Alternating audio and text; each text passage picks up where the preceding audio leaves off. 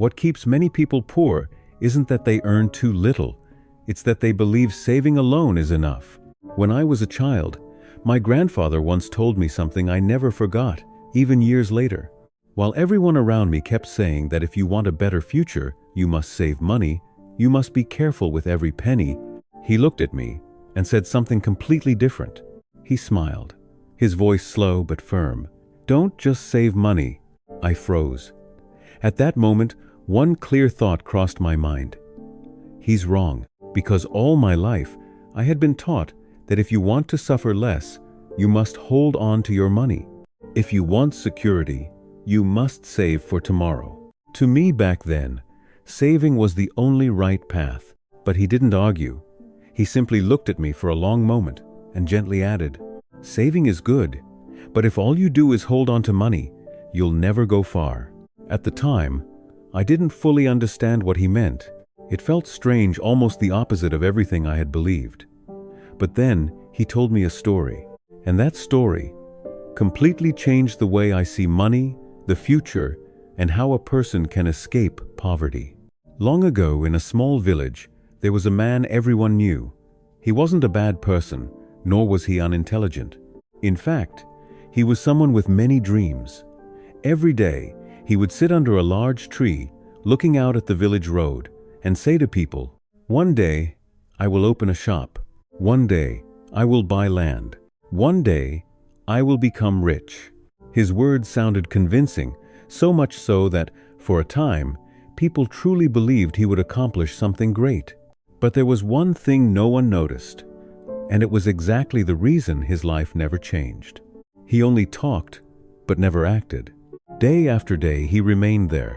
The same old dreams, the same promises to the future. Meanwhile, life around him grew harder. His wife worked tirelessly to support the family. Their house slowly fell apart. Their meals became smaller and fewer. And he still believed that one day, everything would somehow get better. And that one day quietly took his entire life away. Everything went on like that, until one evening he would never forget.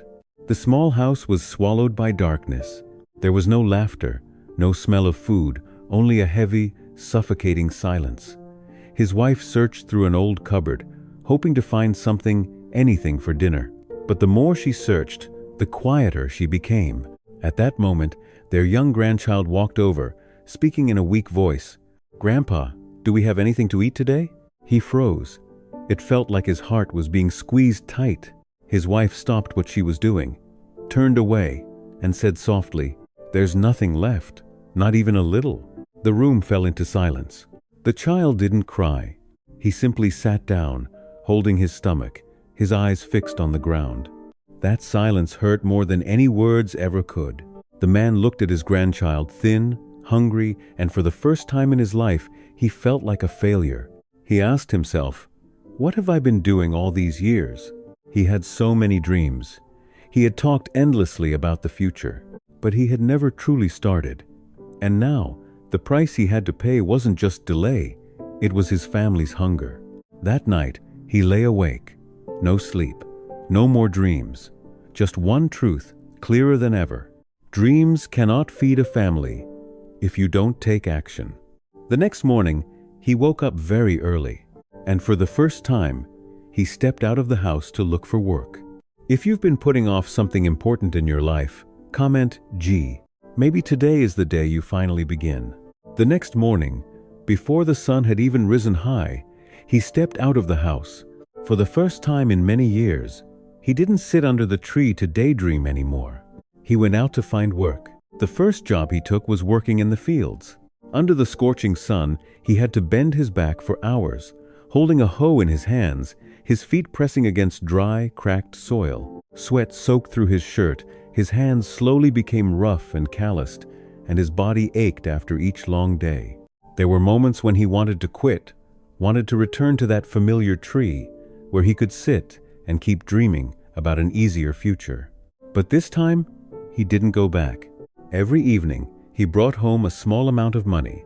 It wasn't much, but for the first time, he felt that he was truly creating value. He gave the money to his wife, then quietly kept a few coins for himself. He found an old jar, placed it under the bed, and began dropping each coin into it. Clink, clink, clink.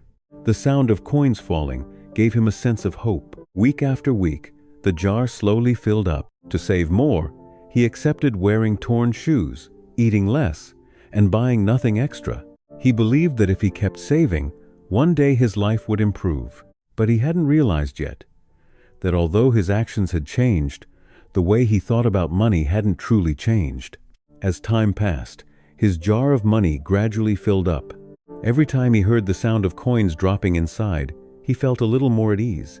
In his mind back then, as long as he kept saving, the future would surely get better. He began to believe that the jar was his hope, the way out for his family. But one day, he took all that money to the market. He placed the jar on the table and said, "I want to buy 3 sacks of corn." After counting the money, the seller shook his head. "The price has gone up. This is only enough for 1.5 sacks. He stood there, frozen. All those months of eating less, wearing old clothes, and living with scarcity just to save now seemed meaningless. The money he had worked so hard to hold on to hadn't grown, in fact. Its value had been shrinking over time. He walked out of the market, his heart heavy. For the first time, he began to question the way he had been living. He had worked hard. He had tried to save. But why hadn't his life improved?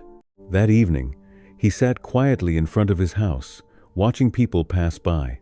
Some carried eggs. Others carried milk. They weren't rich, but they didn't seem burdened with worry like he was.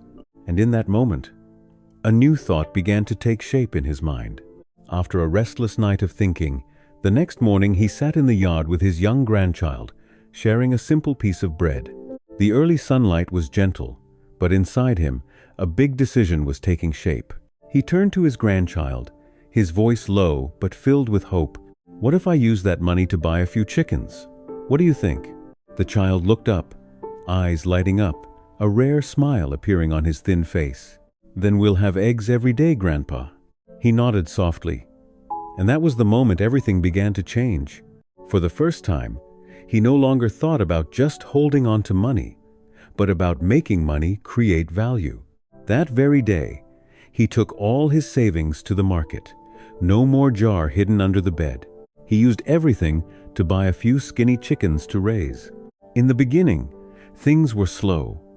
Each day, there were only 1 or 2 eggs.